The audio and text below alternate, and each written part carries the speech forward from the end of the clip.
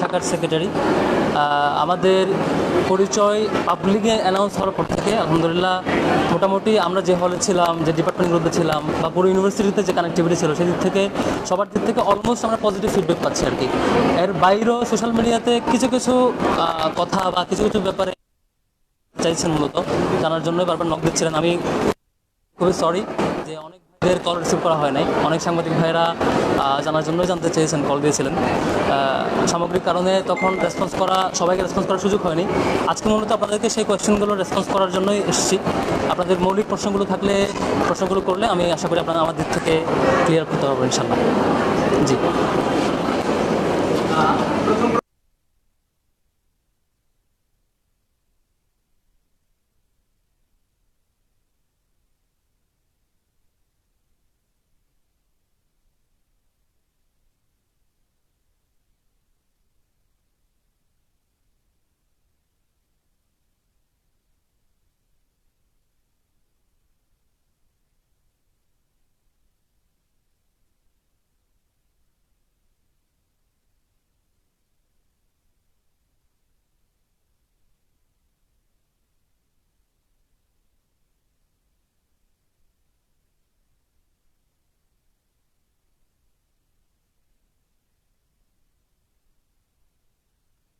Programme করে ঠিক আমার যেই ইস্যুটা আসছে ইনস্টিটিউট কেন্দ্রিক, আমার ডিপার্টমেন্টে, সেই কেন্দ্রিক টোটাল আমার ডিপার্টমেন্টের লাইফে কোথাও কেউ একটা সিঙ্গেল ডকুমেন্ট দেখাতে পারবে না আমি ছাত্রলীগের কোনো প্রোগ্রামে ছিলাম। তারা অনেকগুলো প্রোগ্রাম অ্যারেঞ্জ করেছে, অনেক জায়গায় অনেকগুলো আয়োজনে গিয়েছে, একই সাথে তারা সিভি আহ্বান করেছে, সিভি দেওয়ার পরে তারা একটা কমিটি দিয়েছে, এরপর অনেকগুলো প্রোগ্রাম করেছে। টোটাল এই প্রসিডিউরে কোনো প্রসিডিউরে আমি এঙ্গেজ ছিলাম না। এরপরও কেন এই নামগুলোর প্রশ্ন বা কেন আসছে বা আসে না এই প্রশ্নগুলো একটা ছাত্রলীগের ব্যাপার, যা আমার মিনিমাম এঙ্গেজমেন্ট না থাকা সত্ত্বেও কোয়েশ্চেন করাটা আর কি। আমি যেটা বলেছি, পদে থাকার জন্য যে ধরনের কন্ডিশনগুলো লাগে এই ধরনের কোনো অ্যাক্টিভিজম আমি ছিলাম না। এরপরও একটা নাম নিয়ে কোয়েশ্চেন করাটা এটা ছাত্রলীগের জন্য ফেলি, আমার জন্য ফেলি। কিন্তু সামাজিক যোগাযোগ মাধ্যমে দুটি ছবি ভাইরাল হয়েছে, এটা কি আপনার? জি, একটু আলাপ করি। দুটি ছবি না, আরো অনেকগুলো ছবি আসবে, আমি বলে রাখি। আরো অনেকগুলো মন্ত্রীর সাথে অনেকগুলো ছবি আপনারা দেখতে পাবেন। কেন? কারণ আমি একদম প্রথম বর্ষ থেকে ডিবেটিং ক্লাবের সাথে সম্পৃক্ত। সেজন্য দেখবেন আমি যে হলে ছিলাম, আমি যে ডিপার্টমেন্টে ছিলাম সেই ডিপার্টমেন্টের ডিবেটিং ক্লাবের সেক্রেটারিও ছিলাম।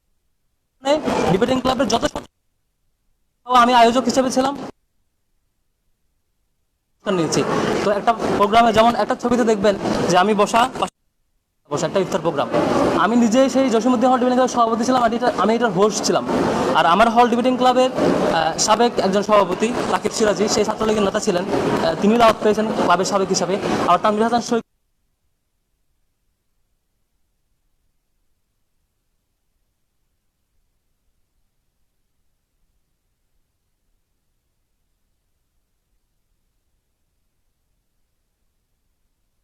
এটাও ডিবেটিং ক্লাবের। আর একটা ছবি দেখবেন আমি সৈকতকে ফুল দিচ্ছি, সেটাও ডিবেটিং ক্লাবের। যখন সৈকতের ছাত্রলীগের যখন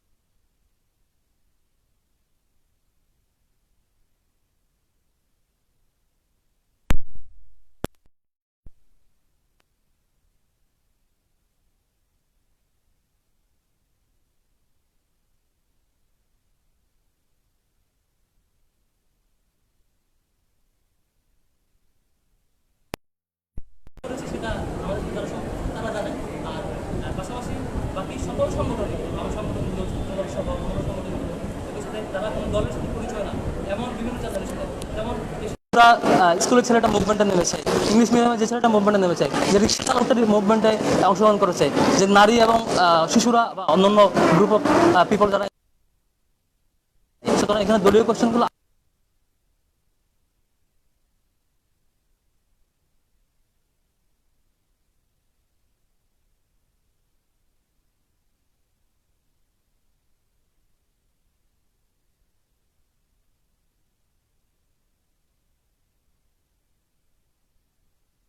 কেন গোপন ছিলেন, এটাও একটা প্রশ্ন একই সাথে। দুইটা প্রশ্নের মানে স্বাভাবিক উত্তর হচ্ছে, দেখেন ছাত্র শিবির 2009 সাল থেকে 2009 পরবর্তী যে সময় 9 থেকে 14 যে পিরিয়ডে ছাত্র শিবির, সে কিন্তু ছাত্র শিবির সারা দেশে ওপেনে কার্যক্রম করেছে। শিবির টোটালি যেখানে সম্ভব ওপেন কার্যক্রম করার চেষ্টা করেছে। এখন প্রশ্ন হলো, কোনো ছাত্র সংগঠনের কেন্দ্রীয় সভাপতিকে 56 রিমান্ডে দেয় আর কেউ কিছু বলে না। কোনো ছাত্র সংগঠনের যখন ছাত্র শিবিরে দেখবেন যে বিভিন্ন শাখার সভাপতি সেক্রেটারিকে গুম করে ফেলে, এখন আমাদের অনেক শাখার সে সময় সভাপতি সেক্রেটারি গুম অবস্থা আছে, তো বিভিন্ন থানা শাখার সভাপতি সেক্রেটারিকে উঠায় নিয়ে গিয়ে ক্রস ফায়ার দেয়। আমাদের শত ভাইকে ক্রস ফায়ার দিয়ে হত্যা করা হয়েছে। আমাদের শত দায়িত্বশীলকে বিভিন্ন মিথ্যা মামলা জর্জরিত করে রিমান্ডে নির্যাতন করা হয়েছে। আপনি বলবেন যে তোমার বড় ভাইকে গুম করে হত্যা করা হয়েছে আর তুমি কেন পরিচয় দিচ্ছ না, এই কোশ্চেনটা ভেবে, নাকি তোমার বড় ভাইকে কেন হত্যা করা হয়েছে এটা বিচার চাই, কোশ্চেনটা ভেবে। আপনার আমার আগের জেনারেশন পাঁচ সাত কমিটিকে দিনের পর দিন ক্রস ফায়ার হত্যা করা হবে, আর পরের কোনো ছোট ভাই সেরকম পরিচয় এই হত্যার ভয়ে পেশ করতে পারবেন এবং তাকে কোয়েশ্চেন করবেন যে আপনারা জীবন ছিলেন। আমার মনে হয় এটা মজলুম সংগঠন আরও বেশি গুরুত্ব করে, সেটা আমার মনে হয় বিষয়টা এভাবে আসে না। দ্বিতীয়ত যেটা আপনি দেখছেন যে শুধু শিবির সন্ধ্যায় বিশ্বযুদ্ধ হত্যা করছে, এটা হিন্দু ধর্মের একজন ভাই, তাকে হত্যা করছে শিবির সন্ধ্যায়। এই ধরনের একটা প্রিন্সিপাল টাইম হয়ে যাওয়ার পরে তার সঙ্গে স্টেক হোল্ডার কিছু বলে না, বরং যে তার লাইফকে বাঁচানোর জন্য তাকে পরিচয় দিতে পারে কিন্তু তোমার তাকে ওটা গুণ করবেন, তাকে মসজিদ দিবেন। আমার মনে হয় এটা চূড়ান্ত পর্যায়ে মজলুমের উপর আবার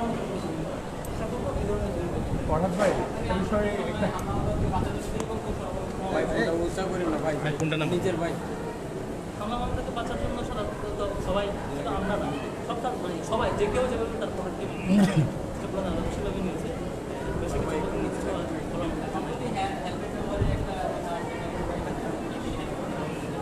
এটার সাথে আরও একটা রেলিভেন্ট কোয়েশ্চেন আসছে যে ছাত্রলীগের যে শিবির ছিল এই ধরনের টাইমের সাথে যারা জড়িত তারা যাবে। আমি স্পষ্ট অ্যানাউন্স করছি, আবার অ্যানাউন্স করছি, আমরা অলরেডি বলেছি, সেটা হলো বেশিরভাগ টাইমে ছাত্রলীগ যে ধরনের ভিন্ন কার্যক্রমে জড়িত ছিল তার প্রত্যেকটা বিচার হওয়া দরকার, এবং যত ভিক্টিম আছে তারা আইনি প্রক্রিয়া যাবে। আমরা এটা আশা করছি, কোনো ভিক্টিম যদি বেশিরভাগী ছাত্রলীগের আচরণের বিরুদ্ধে মামলা করতে গিয়ে আইনি সহায়তা চায়, আমরা ছাত্র শিবির তাদের সর্বোচ্চ কোনো সন্ত্রাসী, কোনো ধরনের বেশিরভাগ কার্যক্রমে জড়িত কোনো অপরাধী পাবো না, আমরা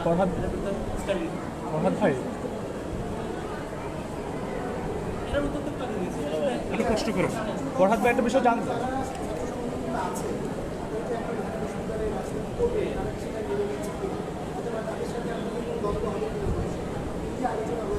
আমরা আশা করবো, আমরা যদি সময় বিশ্বাস করি, বেশিরভাগ ছাত্র আন্দোলনে যেমন ওই সময় ছাত্র আন্দোলনে আমরা যেমন একসাথে কাজ করেছি, সামনে ক্যাম্পাস করতে যে কোনো সাথে একসাথে কাজ করেছি।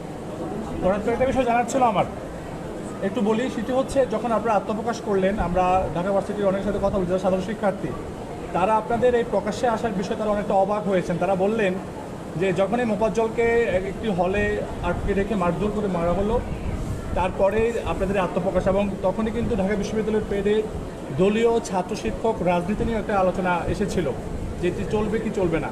তারপরে আপনাদের আত্মপ্রকাশ, এতে করে যারা সাধারণ শিক্ষার্থী বিগত বছরগুলোতে ছাত্রলীগ ক্যাম্পাসে দাবি বেরিয়েছে, আপনাদের সময়কার সময় বলতে সাধারণ শিক্ষার্থীরা আপনাদের দ্বারা কতটা নিরাপদ থাকবে, কি মনে করেন আপনি?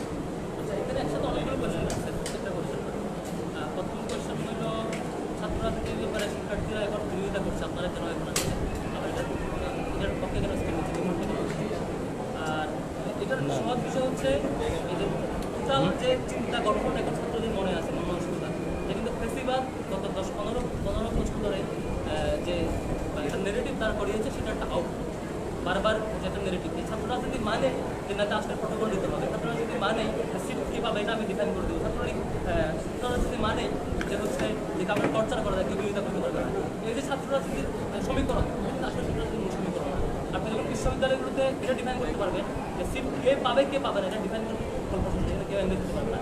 কোনো শিক্ষার্থী গায়ে হাত তুলতে পারবে না, হাত তুললেই বিশ্ববিদ্যালয় এটার মধ্যে অ্যাকশন নেবে। তখন দেখবেন যে এখানে আসলে সমাজ আরও আমল সংস্কারের পরে যখন দেখবেন এখানে কেউ কারো সিদ্ধান্তে কারো মত চাপাই দেওয়ার অধিকার রাখে না, সুযোগ পায় না, বরং কেউ কারো মত চাপাই দেওয়ার চেষ্টা করলে সে পানিশমেন্ট পায়,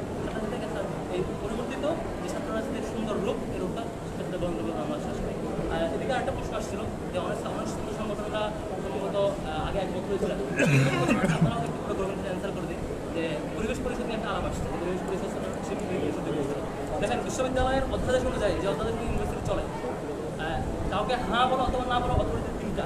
number 1 senate, number 2 syndicate, number 3 হচ্ছে একাডেমিক কাউন্সিল।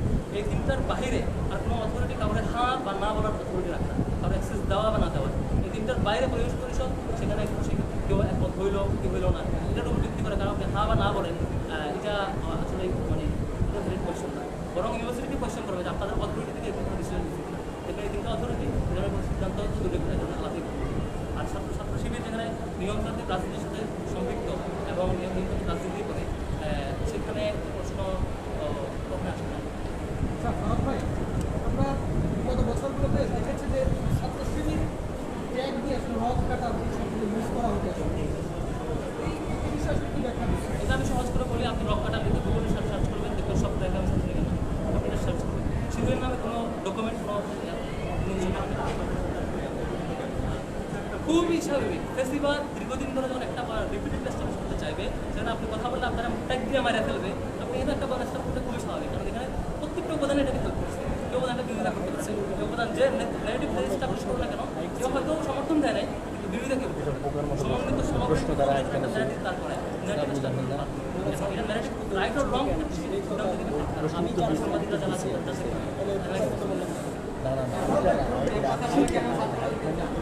এই যে একটু আগে ছাত্ররা যে কমিটি থাকবে ইউনিভার্সিটি কোনো ব্যাপারে ছাত্রদের সাথে এটা ডিফাইন করবে ইউনিভার্সিটি ছাত্ররা যে একটা পরিবর্তন সেটাই আমার আরেকটা বিষয় যে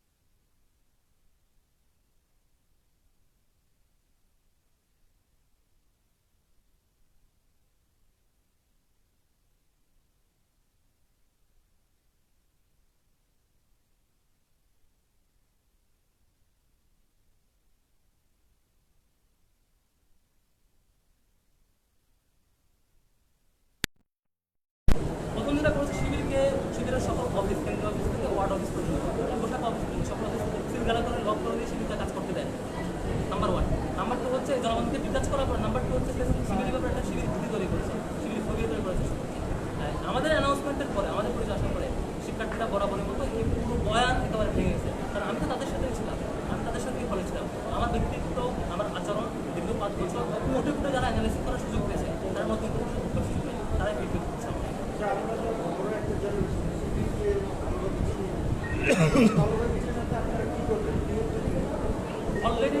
অলরেডি যে আমরা আমাদের আত্মপ্রকাশটাই আমাদের ব্যাপারে যে প্রকাশিত হওয়াটাই একটা বড় উদ্যোগ। আপনারা দেখতে পাচ্ছেন অলরেডি ঢাকা ইউনিভার্সিটিতে আপনি যদি সার্ভে করেন অলমোস্ট 90%, আমি বলি 100%, 90% পজিটিভ যে আমাদের ব্যাপারে আমাদের সংগঠনের সাংবাদিক যেদিন যে বয়ান হিসেবেই প্রতিষ্ঠিত বয়ান এটা একটা মানে ভুল ব্যাখ্যার একটা বয়ান হিসেবে আমরা পরাগ ভাই, এই আপনাদের কমিটিতে কতজনের সদস্যের কমিটি এবং পূর্ণাঙ্গ কমিটি কিনা এটা একটু জানার ছিল। আমি কমিটি খুব শীঘ্র অ্যানাউন্স করবো, তার আগে আমাদের একটু সময় দেবো না। Thank you. কমিটি গঠনের প্রক্রিয়া এটা দারুণ প্রশ্ন করেছেন। এখানে খুবই ক্লিয়ার করি, দেখেন অন্যান্য ছাত্র সংগঠনের ক্ষেত্রে ছাত্রলীগ কিংবা ছাত্রদলের ক্ষেত্রে কমিটিতে কে হবে, কমিটিতে কে আসবে এই অ্যানাউন্সমেন্টটা তাদের একটা সংস্কৃতি দাঁড়িয়ে বলে সব ছাত্র শিবিরের কমিটি অ্যানাউন্স কিংবা ডিজলভ করার অথরিটি ছাত্র শিবিরের নিজের, ছাত্র শিবিরের অধীনস্থ যে ম্যান পাওয়ার থাকে, যে জনশক্তিরা থাকে, তারাই ডিসাইড করে তাদের সভাপতি, তারাই মতামত দেয়, তাদের ক্যাপাসিটি বিবেচনায় তারাই মতামত দিয়ে ডিফাইন করে যে আমাদের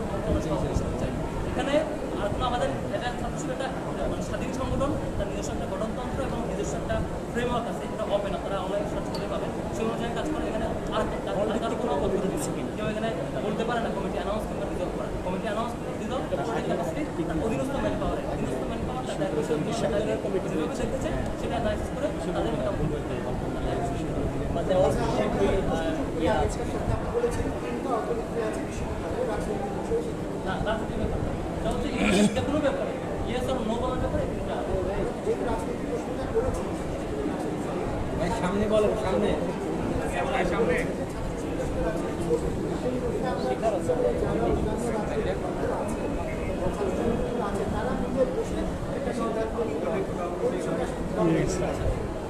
ওনার প্রশ্নটা হচ্ছে যদি অন্য দলগুলোর নিজের সিদ্ধান্ত নেয় আমি আমার ক্লিয়ার করছি আইন কখনো কোনো ব্যক্তি বা গ্রুপ অফ স্টুডেন্ট কাউকে মানে ফ্লোট দেওয়া কাউকে অ্যাক্সেস বন্ধ করার অথরিটি লাগে এটা অথরিটি একমাত্র প্রশাসনেরই এটার আইনি অধিকার প্রদান করে আর এর বাইরে যেগুলো আইনি বিষয় সেগুলো মব জাস্টিসের জন্য আপনারা বিরোধিতা করেছেন না এটার মধ্যে এখানে বাকি কেউ এখানে না বলে অথরিটি লাগে এটার সঙ্গে তারাও একমত। আর দ্বিতীয় হচ্ছে সার্টিফিকেট গ্রহণ করবে কিনা শিক্ষার্থীরা বলবে শিক্ষার্থীরা রেসপন্স চাইতে পারে শিক্ষার্থীরা সার্টিফিকেট গ্রহণ করবে নাকি বই করবে তাদের তারা অবাক হচ্ছেন আপনাদের আগমনে, তারা অবাক হচ্ছেন। অবাক এবং চমৎকারভাবে গ্রহণ করছে। এই আন্দোলনের সময় দেখেছি নারী শিক্ষার্থীদের সদস্য নারী শিক্ষার্থী আন্দোলনে এটাই তো বলেছি আন্দোলনে সকল আন্দোলনটা কোনো দলের ছিল না আন্দোলনটা সকল মতের সকল দলের তার মত দল বর্ণ ধর্ম পরিচয় বলে দিয়ে আন্দোলন এখানে একক কোনো কারো কারো অ্যাক্টিভিটির সেটা সুযোগ নেই সবার মতে সবার কমন টার্গেটে সবাই এটা টার্গেট করেছে আন্দোলনটা ছিল কোটা আন্দোলনের পরবর্তী যখন শহীদ হয়েছে তারপরে এটা সরাসরি ওই শহীদদের রক্তের বদলা নেওয়ার বিচার থেকে আন্দোলন তাও তখন বিচার চাওয়া হয়নি এক পর্যায়ে এক দফা আন্দোলন চলতে